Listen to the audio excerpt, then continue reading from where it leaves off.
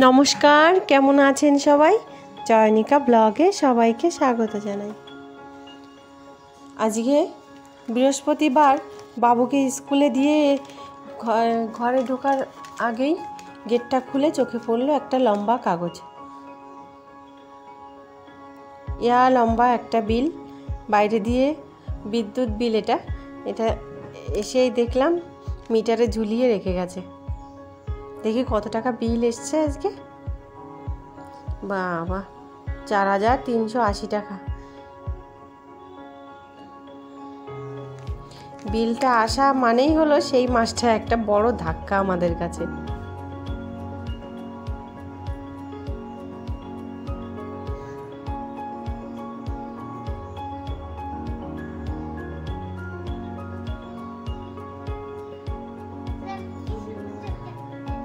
চকচক করছে।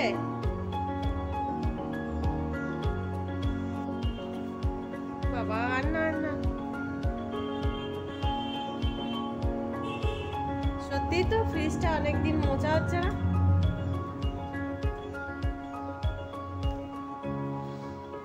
মাঝে মধ্যে প্রমিসের একটা ভালো দিক হতে পারে, আবার একদিক দিয়ে খারাপও। বাইরেটুকুই করো, তোমার কলিংসটা যখনই ও পাবে অমনি ওর ঘষা মাজা শুরু হয়ে যাবে। কি আলমারি, কি শোকেস, কি দরজা বা ফ্রিজ, ওর ওইটা নিয়ে চারিদিকে পরিষ্কার করতে খুব ভালো লাগে। এদিকে কলিংসটাও পুরোপুরি শেষ হয়ে যায়। একটা লাউ গাছ লাগিয়েছিলাম ওই নিচে, লাউ গাছটা বেয়ে বেয়ে আমাদের দোতলার বারান্দা দিয়ে দেখুন কি সুন্দর উঠেছে। বেশ ডগা ছেড়েছে, আবার ছাদের উপরটায় যাচ্ছে। কি সুন্দর সুন্দর পাতা হয়েছে। লাউ পাতা ভাপা খেতে খুব ভালো লাগে, যে কোনো মাছ বা কোনো কিছু দিয়ে। লাউ পাতা বাটা, কটা ডগা নিচের দিকে ঝুলে ঝুলে রয়েছে, ডগাগুলো এমনিই শুকিয়ে পড়বে, ওদিকে আর কোনো কাজ হবে না। তাই ভাবছি 2-3টে ডগা আজকে কেটে রান্না করব। লাউ শাকটা খেতে আমার কাছে খুব ভালো লাগে। তাছাড়া কোনো রকম সার দেওয়া নেই, বাইরের নয়, বাড়ির শাক। যেমন উপকার, বাচ্চাদের খাওয়াবো, আমরাও খাবো। 3-4টে ডগা কেটে নিলাম। এবার রান্নাঘরে যাই, রান্নাটা বসিয়ে দিই। ব্যাস, এই কটা ডগাতেই আমাদের হয়ে যাবে। কড়াই বসিয়ে দিয়েছি, কড়াইতে তেল দিয়ে দেবো।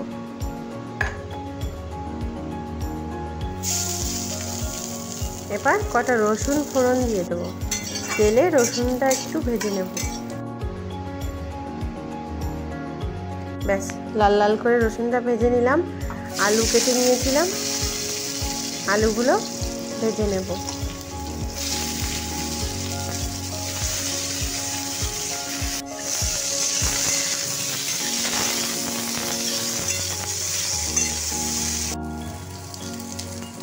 পরিমাণ মতন নুন দিলাম আর হলুদ।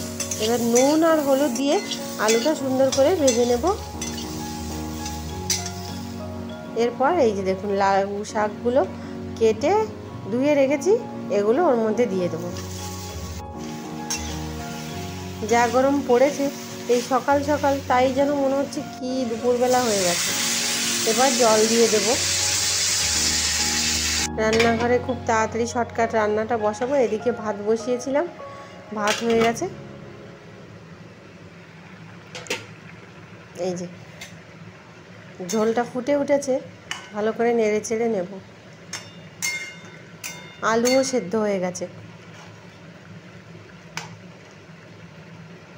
শাকটা নামিয়ে কড়াইতে এবার কিছু বড়ি ভেজে নেব। তেল দিলাম, এবার ডালের বড়িগুলো ভেজে নেব।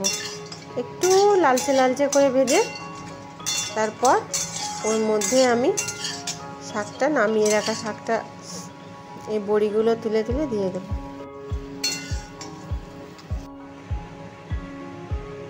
এবার একটুখানি তেল দিলাম, দিয়ে কালো জিরে ফোড়ন দেব।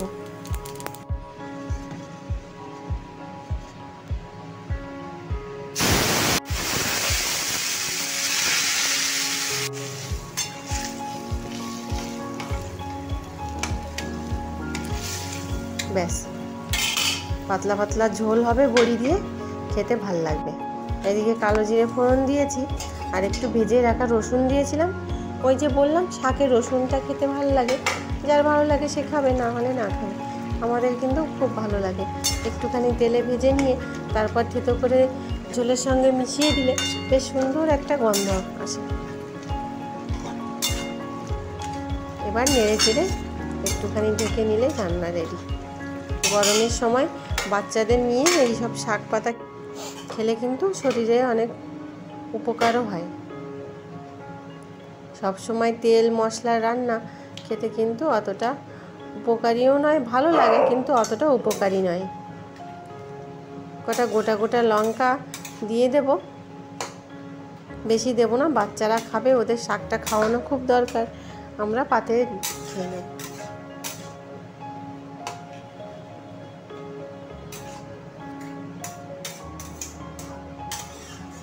ব্যাস, এবার শাকটা ভালো করে নেড়ে চেড়ে আর একটুক্ষণ ঢাকা দিলেই রেডি হয়ে যাবে রান্নাটা।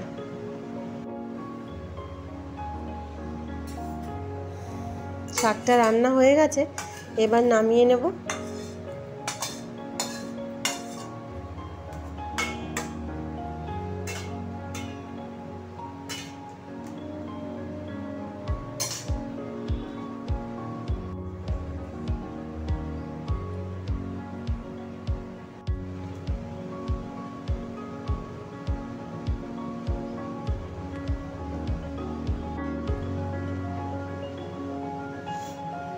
এবার একটা তাওয়া বসিয়ে দিলাম, ওতে দিয়ে দিলাম সর্ষের তেল। আগের দিন যে এঁচোড়ের কোপ্তাকারিটা করেছিলাম, ওখান থেকে কিছুটা এঁচোড় আমি রেখে দিয়েছিলাম।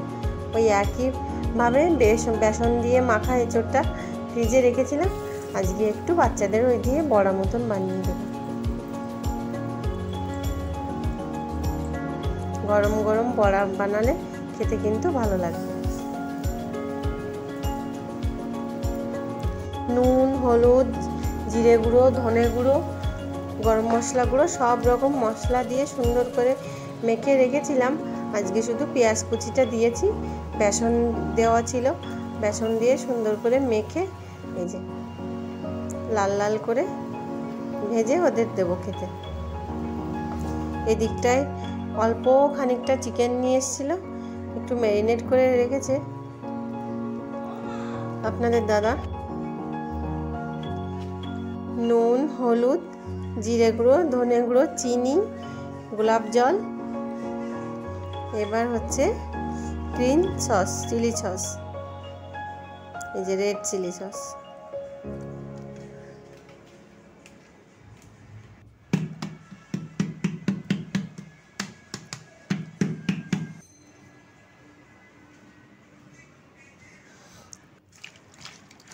সব রকম সস আর মশলা দিয়ে ভালো করে মেখে নিচ্ছে।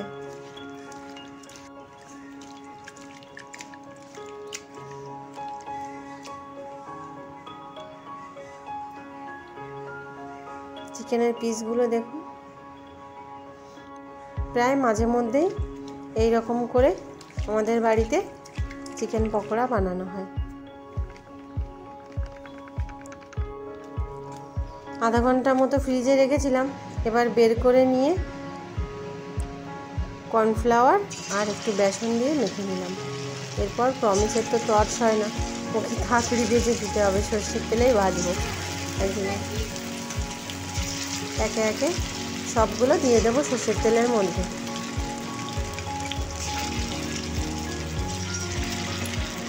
গামছা একটা নিয়ে এসো।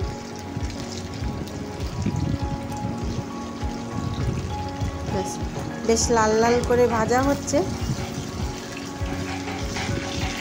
বাইরের খাবার না খেয়ে মাঝে মধ্যেই বাড়িতে আপনি যেমন খুশি তেমনভাবে বানিয়ে দিতে পারেন, এতে কিন্তু বাচ্চাদের উপকারী হয়।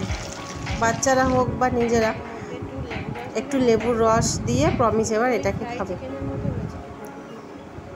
বাইরে এতটা গরম পড়েছে, প্রচণ্ড গরম, বাচ্চারা যেন একেবারেই নেতিয়ে পড়েছে। তাই কটা ডাব আজকে কিনেছিলাম, 5টা ডাব কিনেছি, 40 টাকা করে পিস নিয়েছে।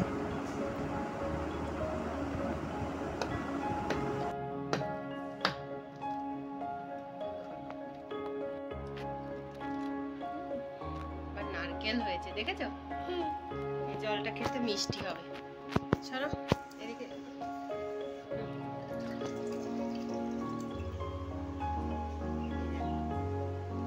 কতটুকু জল হয়েছে?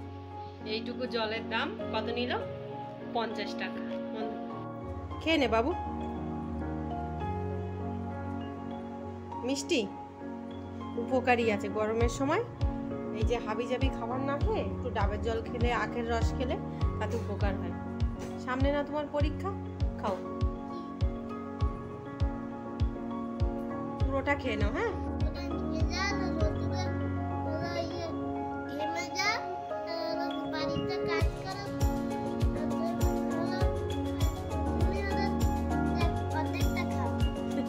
তুই পুরোটা খাবি না? আর অর্ধেকটা আমাকে খেতে হবে। আমি রোদ্দুরে তোদের দিদিকে আনতে যাইনি, আবার দিয়ে আসি, তাই জন্য। ঠিক আছে, কতটা খেয়েছিস দেখি? বাহ, ভালো হয়েছে। অর্ধেকটা আমি খেয়ে নেবো তাহলে।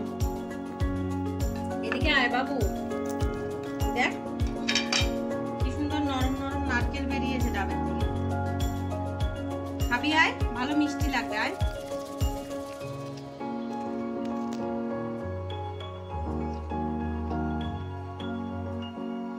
নারকেলটা খেতে হেভি সুন্দর লাগে। আয় আয় আয় বাবু। এনে পুরোটাই বের করেছি, অনেকটা হয়েছে। আয়, খাবি না? অনেকদিন বাদে আমার এক খুব কাছের বান্ধবী ফোন করেছিল। ও গেছিল চেন্নাইতে ডাক্তার দেখাতে। ও আমাদের এই সাঁতরাগাছিতে রাত 11টার সময় ওর ট্রেনটা এসে থামবে।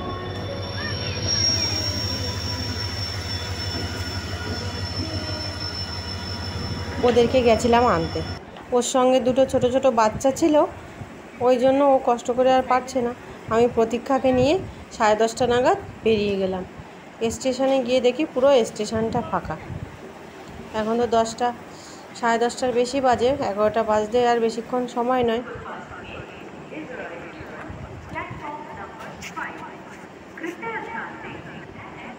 আমি আর প্রতীক্ষা 1 নম্বর কাউন্টারের দিকে গেছিলাম। এদিকে ট্রেনটা ঠিক 5 নম্বরে এসে দাঁড়াবে। যখনই আমরা 1 নম্বরে এলাম ঘেমে চুরে হেঁটে হেঁটে, তখনই অ্যানাউন্স করলো যে না, এখানে নয়, যেতে হবে 5 নম্বরে। এবার যাই, 5 নম্বরের দিকে যাই। এক্ষুনি মনে হয় ট্রেনটা দিয়ে দেবে।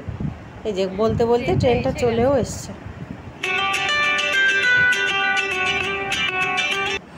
ফোন করছে, দেখি ওরা পেছনের দিকটায় আছে, গিয়ে দেখি। এই যে দেখুন, যাই এবার ওদেরকে নিয়ে যাব। রাতটুকু আমার কাছে থাকবে। সবাই অনেক ভালো থাকবেন, সুস্থ থাকবেন। আজ এই অবধি, নমস্কার।